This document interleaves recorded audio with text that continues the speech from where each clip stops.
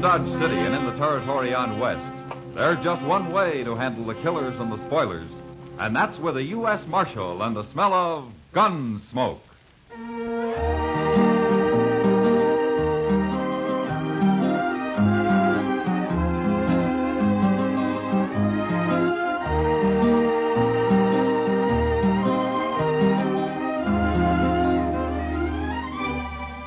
Gunsmoke, starring William Conrad. The story of the violence that moved west with young America. The story of a man who moved with it. Matt Dillon, United States Marshal.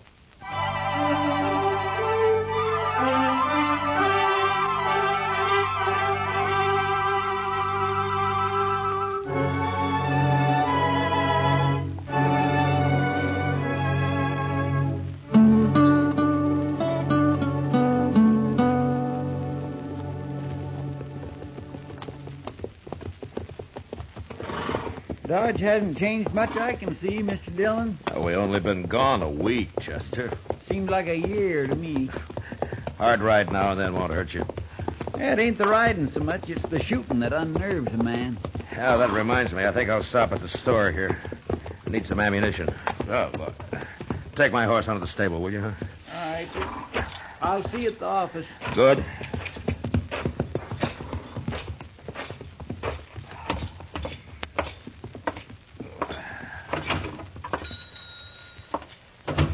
Marshal Dillon, it's certainly good to see you back. Well, thank you, Mr. Green. Yes, sir. We've missed you around here. Well, that's fine. I'd like a couple of boxes of 45s. Oh, you're loading up, too. I guess you've already heard.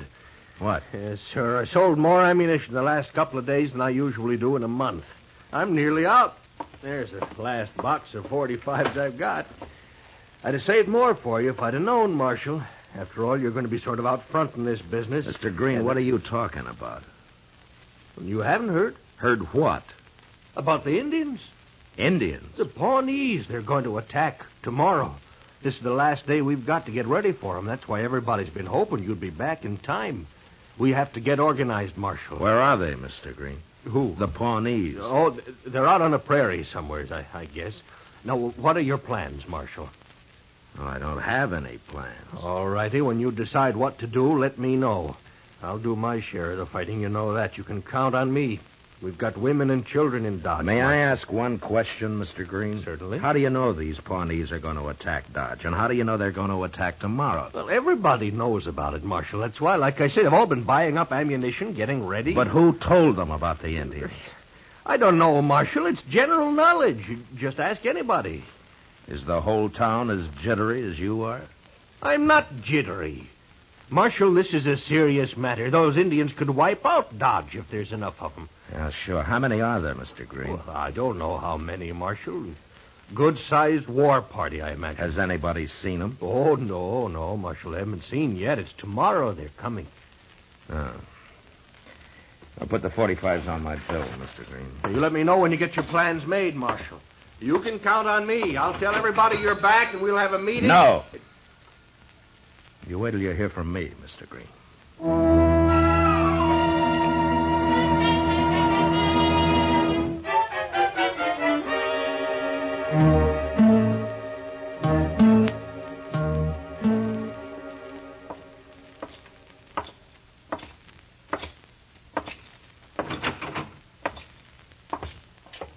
Hello, Doc. Oh, hi, Matt. I saw Chester riding up Front Street, so I come down to welcome you home. I gave our horse a feed of grain, Mr. Dillon. Figured they'd earned it. Oh, good. Doc, I've been talking to Mr. Green down the street. Yes? Has he gone crazy or what? Oh, he must have told you about the Indians. Indians? Oh, the whole town's been talking about them, Matt. Pawnees are on the warpath, they say. And they're going to attack Dodge. Tomorrow, I believe it is. Good heavens, Mr. Dillon. Oh, now, don't you start it, Chester. When did all this talk begin, Doc? A couple of days ago. Oh, everybody's been pretty excited. Especially Green and Hank Reisling at the Dodge house. Oh, they sure been hoping you'd get back in time to take charge of everything. Well, what do we do, Mr. Dillon? Nothing, Chester. Well, everybody seems pretty sure about it, Matt.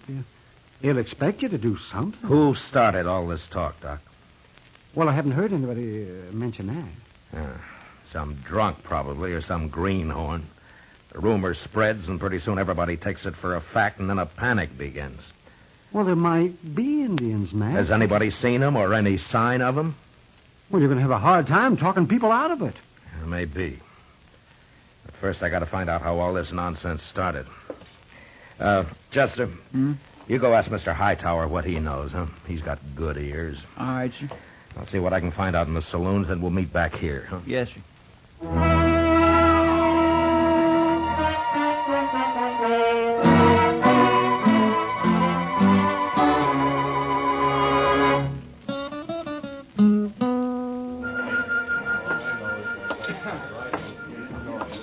Matt!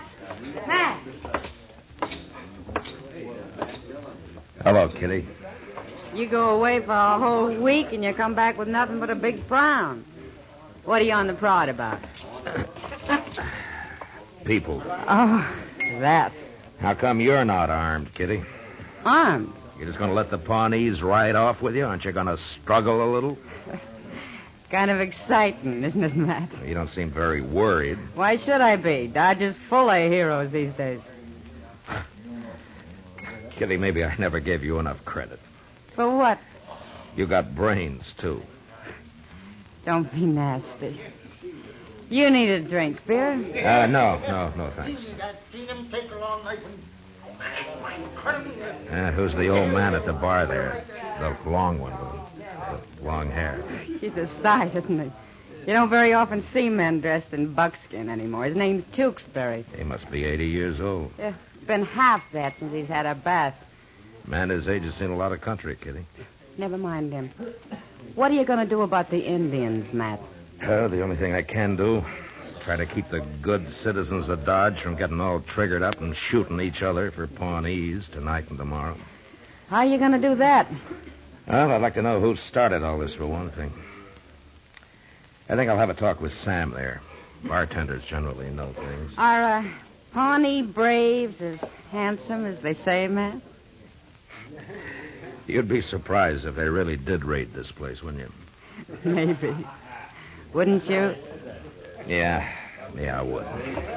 Well, I'll see you later, Kitty. Sure, Matt.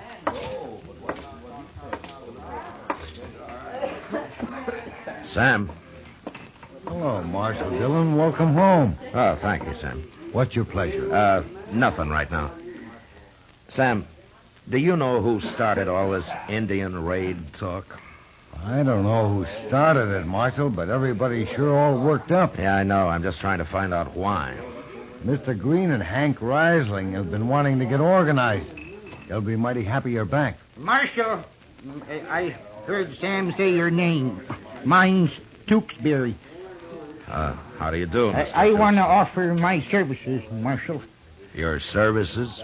But what for? There ain't nothing I don't know about Indians, Marshal. Why, I introduced Kit Carson to his first Apache over in New Mexico. Oh? And if it hadn't been for me, John C. Fremont would never got back from the Des Moines River in 42. Arapahoes that time. Inside and out, Marshal. Backwards and forwards. Dead and alive and chiefs and brave squaws and papooses, and I know 'em all. Well, that's fine, Mr. Tewksbury, but I don't think we've got You anything to can't worry trust about. an Indian, Marshal, any more than you can trust a white man. They got sharp tongues and evil ways, and they're cruel and ungrateful. Buy him a drink, and cruel. Marshal. He usually shuts up at least while he's drinking it. Yeah, all right, Sam, give him a beer. Well, I thank you, Marshal, but I never drink beer. Oh, you don't? I will, however, take a little drink of straight whiskey to hold in my mouth and sweeten my tobacco. Yeah. Well, you heard him, Sam. The old devil. Oh, devil, am I? Well, you'll be grateful I'm here when them ponies come screaming out of the dawn. Do you lift hair, Marshal, or do you fight like a white man?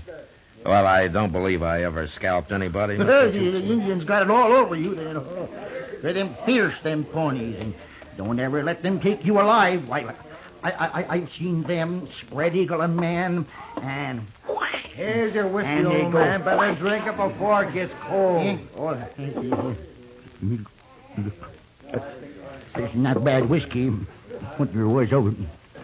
disgraceful, ain't he, Marshal? Now, you let me know when you need me, Marshal. I'll show you how to fight Indians. Now, you attack them first. You see, they're Mr. crazy Tewksbury. wild. That's what they are. Mr. Tewksbury, where did you hear about this Pawnee raid? Hear about it, but everybody's heard about it. They've all been warned. Lock the women and children in the church, Marshal, and leave them with enough guns to shoot themselves if worse comes to worse. There may not be enough real Indian fighters around here to hold off them bloodthirsty savages very long. Who told you about the raid, Mr. It's common Tewksbury? knowledge, Marshal. Common knowledge. When's the meeting? Well, I don't know, but I expect that'll soon be common knowledge, too. Goodbye. So long, Sam. Here's for the whiskey. Thanks, Marshal. See you later.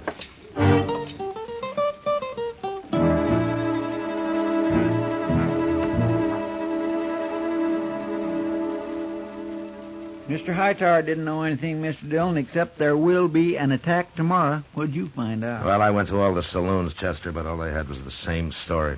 Some wilder than others, especially an old man called Tewksbury. He seemed as bloodthirstier than anybody. I never heard of him. No, he's a stranger here. Oh, look what's coming across the street. I guess this is the organizing committee, huh? Yeah. Who is that pioneer they got with them? Now, that's old Tewksbury I told you about.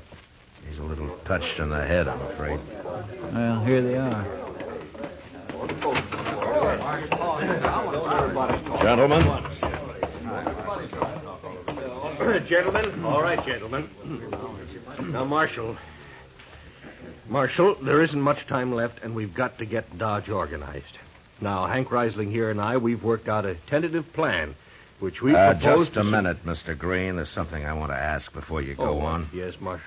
I'd like to know which one of you men heard about these Indians first.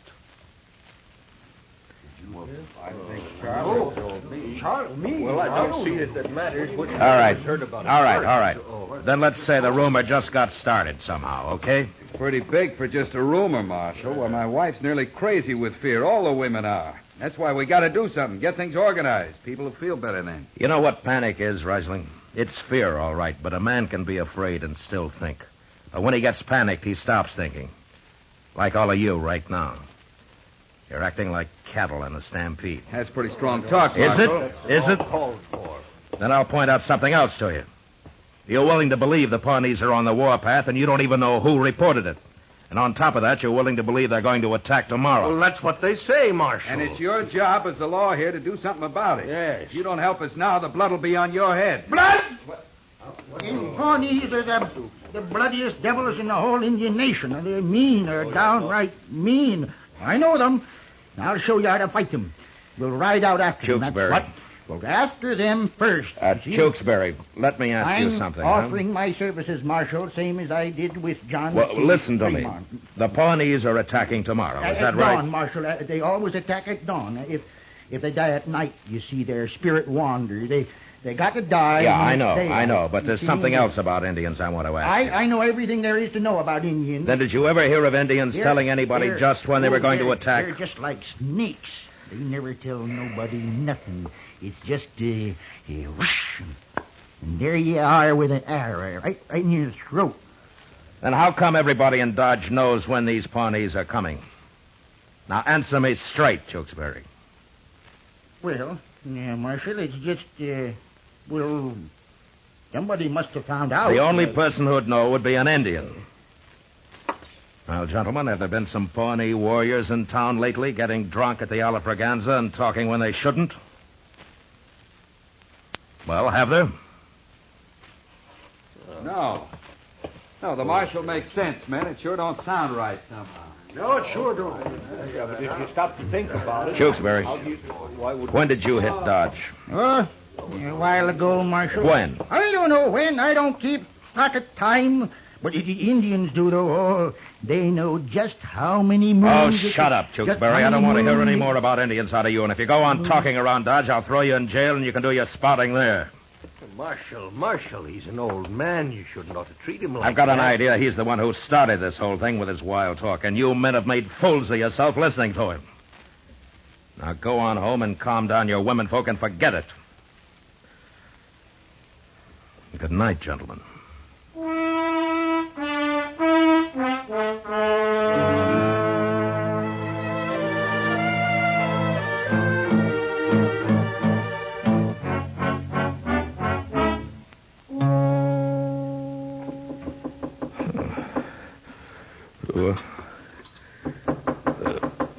Yeah, who is it? Chester, Mr. Dillon. Oh, Chester.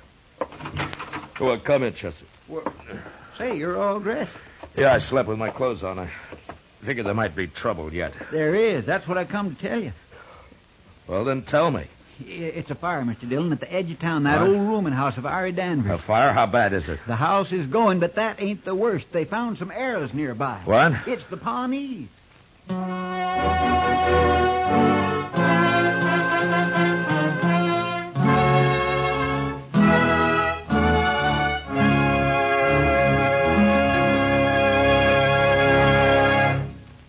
We will return for the second act of Gunsmoke in just a moment. But first, tonight's free and easy Saturday night country style on CBS Radio features the old Kentucky barn dance and the WWVA Wheeling Jamboree. It's Saturday night country style later tonight on most of these same CBS radio stations. Now the second act of Gunsmoke.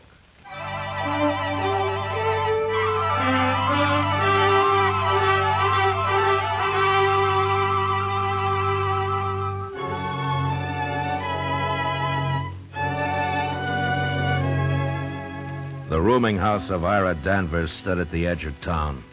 It wasn't much more than a jerry-built shack patronized by a few drunks and an occasional cowboy who had lost his pay at the games. By the time we got there, it had burned to the ground, and a small crowd had gathered. 2 unidentified men had died in the fire, probably too drunk to save themselves. It was the owner, Danvers, who had discovered the arrows. Look at them, Marshal. I found them sticking in the ground yonder. Yeah. Well, they're Pawnee, all right. And devils stood out there somewhere and fired the place with burning arrows, I figure, and just shot these in to let us know who did it. Well, that could be Danvers, but why would they set fire to only one house? What are you men waiting for? Those Indians could ride in on us any minute. Some of you men get out there and stand guard. And get some horses. Now, hold it. together. Hold Get it, you this two. organized. Let's don't get all excited.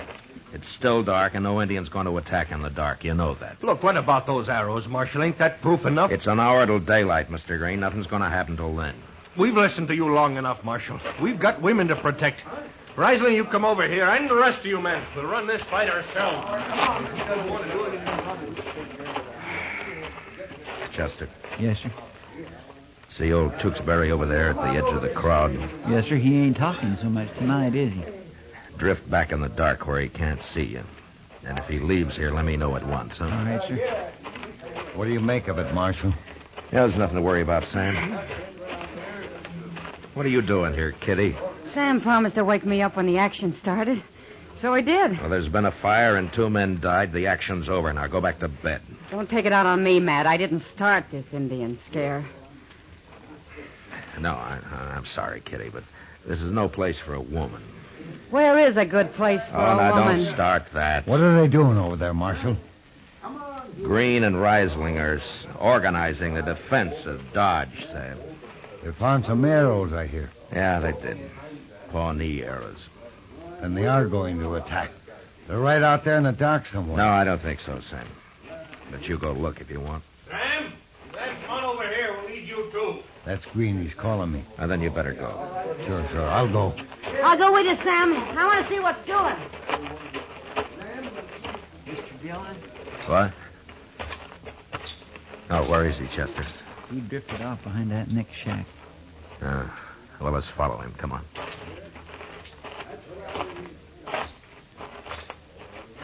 Were you close enough to see if he's armed? No, sir. I couldn't tell. It's too dark. No. Look quiet now. I don't see him. No, neither do I. Now, hold up a minute. Maybe we can hear him. Now let's go on. Hey, something moved right over there. Yeah, I saw it. Look, he's lighting a fire. Yeah, there he goes. You put out the fire, Chester. I'll catch him. Yes, sir.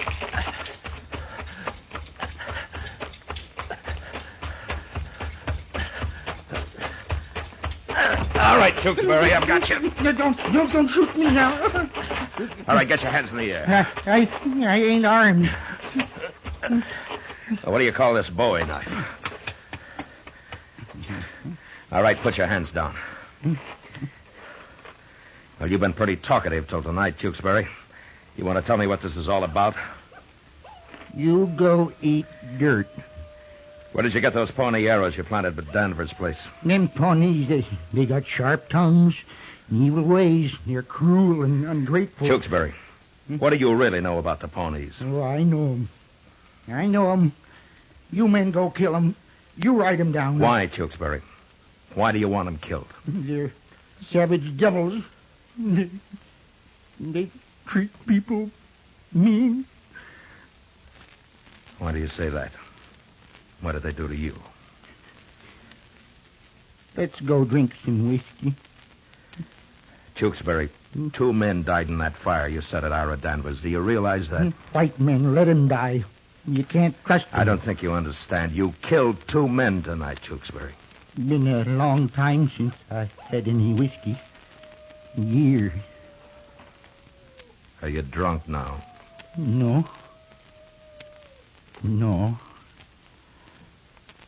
I'm tired. I'm awful tired. Tired and lonely. I want to lay down. Make camp. Yeah. Come along, old man. I'll show you a bed.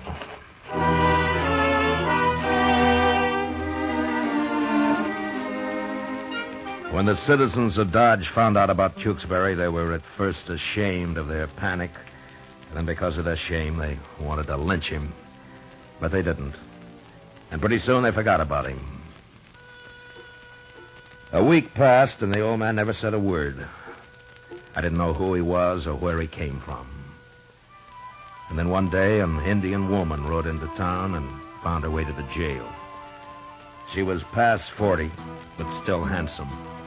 And she carried herself with the instinctive pride of her people, the Pawnees.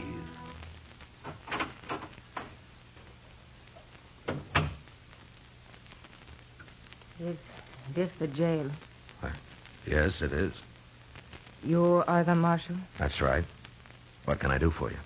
Word has been brought that you have an old man here. What, Tewksbury? Yes. I have come for him. What? I am his daughter, Marshal.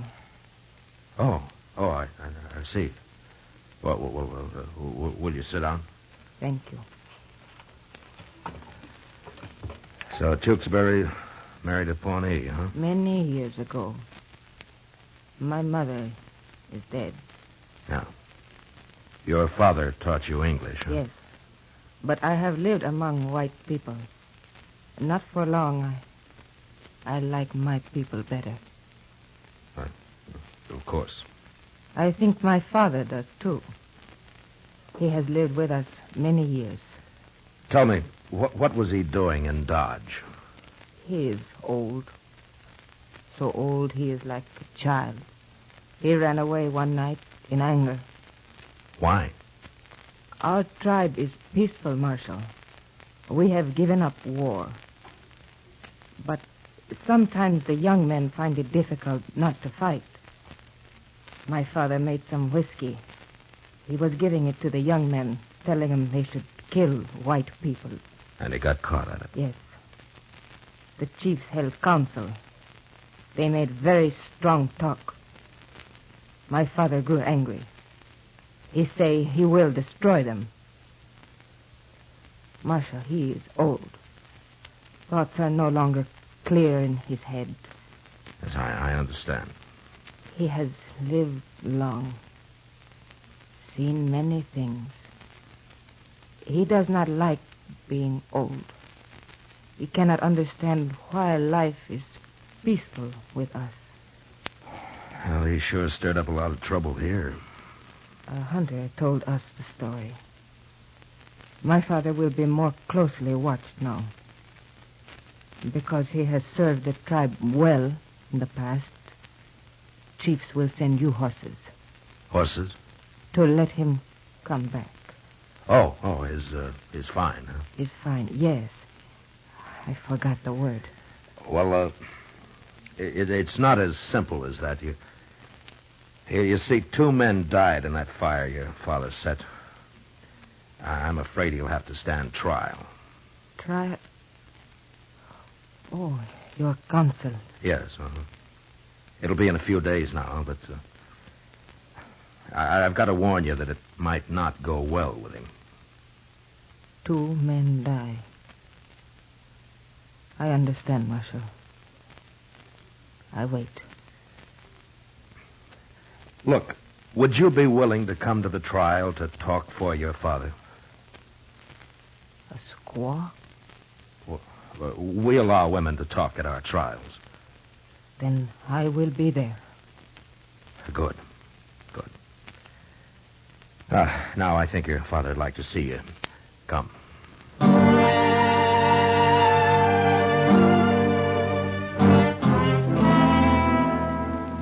The trial lasted 1 day. I don't think Tewksbury knew what it was all about, or even cared. After seeing his daughter, he started talking again. But in Pawnee, never said a word in English, or even acknowledged it when he was spoken to. His daughter took the stand, and shortly after, impressed by her courage and honest dignity, the judge released Tewksbury to her custody. Outside, I said goodbye, and I watched him ride off into the prairie, both mounted on her pony. The old man chattering like a bird, happy to be going home. No longer lonely.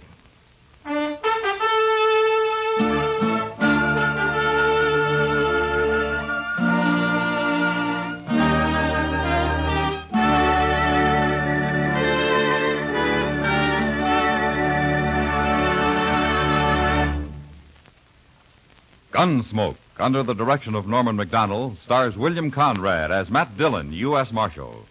Tonight's story was specially written for Gunsmoke by John Meston, with music composed and conducted by Rex Corey. Featured in the cast were John Daner and Lawrence Dobkin, with James Nusser, Vic Perrin, and Lillian Bayef. Parley Bear is Chester, Howard McNear is Doc, and Georgia Ellis is Kitty.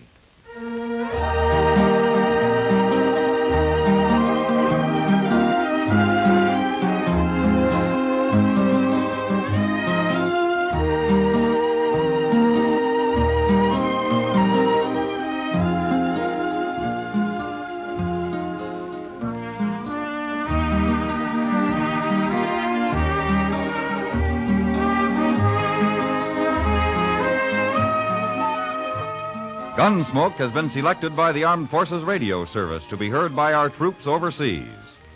Join us again next week as Matt Dillon, U.S. Marshal, fights to bring law and order out of the wild violence of the West in Gunsmoke. Go, go, go! Go with CBS Radio. CBS goes wherever you go, go, go, go! Go with CBS Radio. That is where you find your very favorite shows. Everyone knows you'll get the best on CBS. Go, go, go, go, radio!